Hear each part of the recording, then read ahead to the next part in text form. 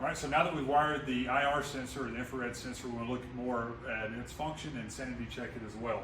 So the IR sensor is a little bit less complex than the ultrasonic sensor. If you see, we only have 3 wires. We've got a power supply, which is the red wire. The yellow, which will jump to white in a moment, is going to be our signal output, and then black is our common. So if you notice in the time-lapse video, the output of the sensor was a stranded wire. So just to kind of make it a little bit easier, we put these soldered connectors on so that we can go from stranded wire into solid core wire and be able to plug into the breadboard and also into the data acquisition module when we get there in a moment.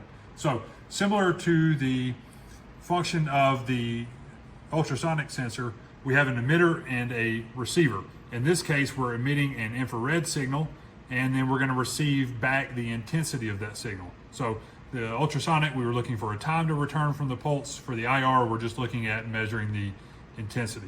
So in this case, the intensity is going to be proportional to the output voltage. So the same thing as what we did before. We want to sanity check that signal and make sure that's functioning. So we've got our IR sensor. We're going to put a metallic target in place again, and then we're going to check our output with a multimeter. So if we see we've got a voltage, and what we're expecting is that the farther the target gets away from the sensor, that the intensity of the measurement is going to go down.